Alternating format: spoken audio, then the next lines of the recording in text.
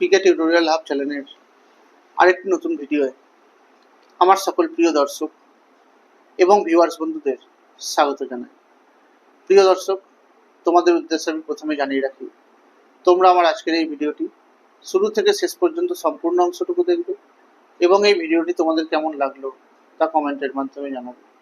তোমাদের এই কমেন্টগুলোই আমাকে পরবর্তীতে আরও এই ধরনের বিষয়ভিত্তিক ভিডিওগুলি তৈরি করতে উৎসাহিত করবে। তোমরা আমার আজকের এই ভিডিওটি তোমাদের বন্ধুবান্ধব এবং আত্মীয় স্বজনের মধ্যে শেয়ার করে দেবে, যাতে তোমাদের মতো তারাও এই বিষয়ভিত্তিক ভিডিওগুলির মধ্যে দিয়ে উপকৃত হতে পারে। পশ্চিমবঙ্গ উচ্চ মাধ্যমিক শিক্ষা সংসদের একাদশ শ্রেণী দ্বিতীয় সেমিস্টারের ইতিহাস বিষয়ের নিয়ে আজকে আলোচনা শুরু করব। ইতিহাস বিষয়ের যে অধ্যায় তার নাম রাষ্ট্রের প্রকৃতি। এই রাষ্ট্রের প্রকৃতি অধ্যায় থেকে আজকে আমি তোমাদের দুটি গুরুত্বপূর্ণ প্রশ্ন, অর্থাৎ দিল্লির সুলতানি রাষ্ট্রের যে প্রকৃতি তা ধর্মাশ্রয়ী ছিল কিনা সেই বিষয়ে আলোচনা করব এবং মধ্যযুগের দিল্লির সুলতানি শাসনের যে প্রাতিষ্ঠানিক এবং রাষ্ট্রীয় কাঠামো সেটা কেমন ছিল সেই বিষয়ে আলোচনা করব। প্রথম আমি তোমাদের এই মধ্যযুগে দিল্লির সুলতানি আমলের বা সুলতানি শাসনের যে রাষ্ট্রীয় বা প্রাতিষ্ঠানিক কাঠামো সেটা কেমন ছিল সেই বিষয়ে আলোচনা শুরু করলাম। দিল্লির সুলতানি শাসন ব্যবস্থার যে রাষ্ট্রীয় কাঠামো ছিল, অর্থাৎ তা কেন্দ্রীয় ও প্রাদেশিক শাসন ব্যবস্থা, সেই সম্পর্কে আলোচনা শুরু করা হলো। এই সুলতানি রাষ্ট্র কাঠামোয় কেন্দ্রীয় বিভাগের একদম ওপরে অর্থাৎ শীর্ষে ছিলেন স্বয়ং সুলতান। ধর্ম, রাজনীতি, শাসন এবং বিচার ব্যবস্থা এই সবগুলোর ক্ষেত্রেই তিনি ছিলেন চূড়ান্ত ক্ষমতার অধিকারী। তবে ইসলামের দুনিয়ার প্রধান খলিফার অধীনে থেকে সুলতান শরিয়তের বিধান মেনে চলতেন। মন্ত্রী পরিষদের পরামর্শ গ্রহণ করে সুলতান তার সাম্রাজ্যের শাসন কার্য পরিচালনা করতেন।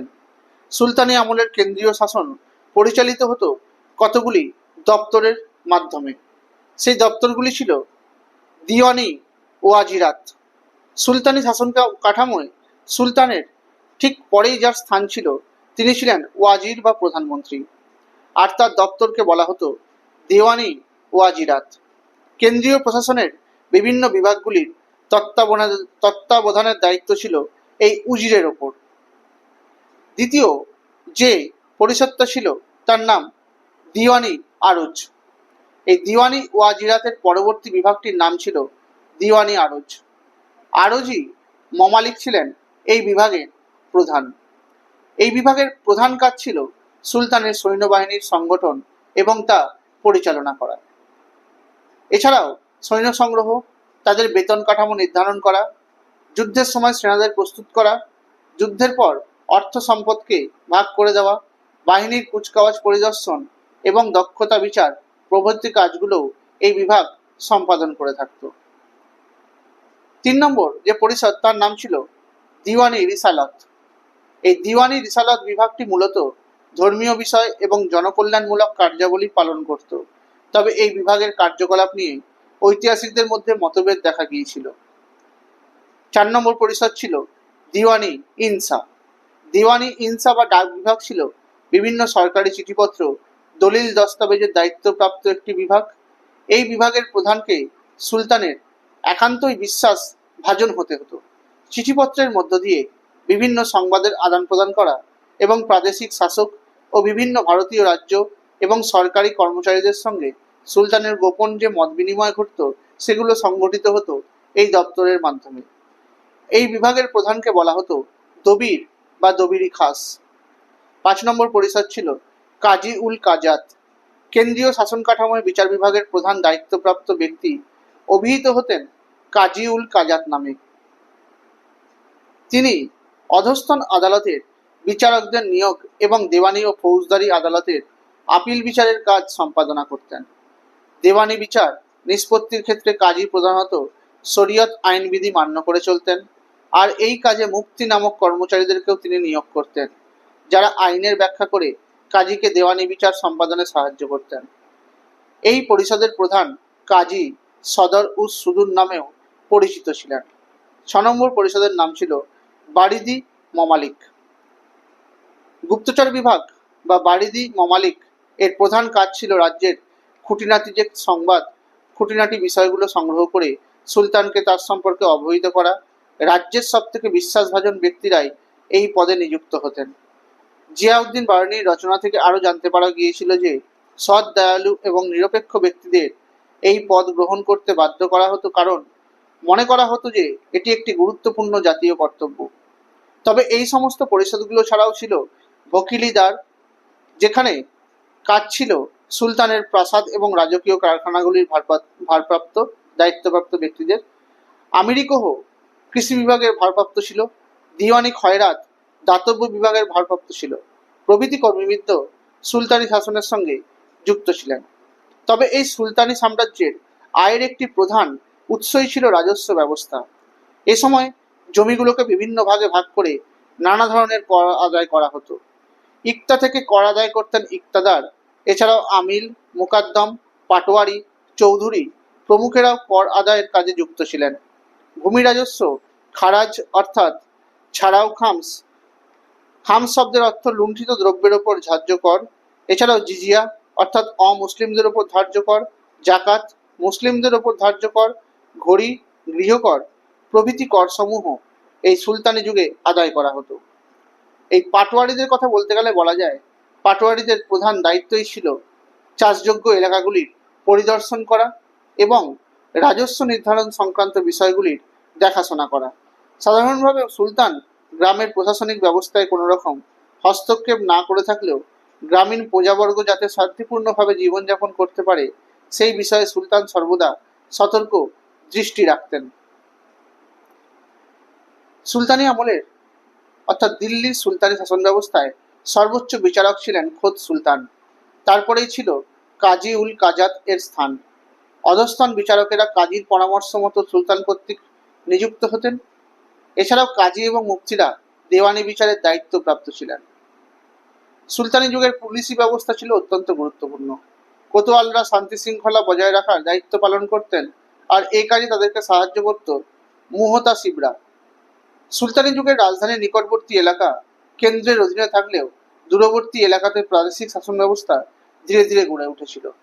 দিল্লির সুলতানি আমলে প্রাদেশিক শাসন কাঠামোয় এক গুরুত্বপূর্ণ অঙ্গ হিসেবে ইক্তা ব্যবস্থার আবির্ভাব হয়েছিল। সাম্রাজ্যগুলিকে কয়েকটি প্রদেশে ভাগ করে দিয়ে প্রত্যেকটা প্রদেশকে ইক্তা নামক সামরিক বিভাগের অন্তর্ভুক্ত করা হয়েছিল এবং একজন সামরিক শাসকের অর্থাৎ ইক্তাদার বা মুফতি বা ওয়ালি বা নায়েব সুলতানের অধীনে রাখা হতো।